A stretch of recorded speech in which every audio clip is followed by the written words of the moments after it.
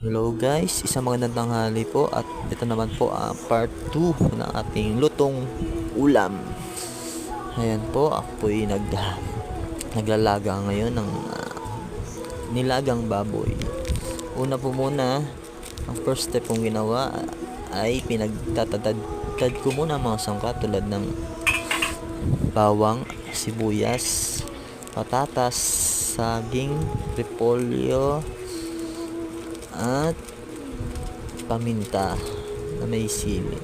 Ayan po, kung nahiwaan at nakaganda na lahat, ilalagay nyo lang po ang baboy and then tsaka nyo po siya igigisa. Pag nagisa nyo na, ayan, isunod-sunod nyo na pong ilagay isa-isa ang bawat mga sangkap tulad ng nung sinabit po na mga sangkap.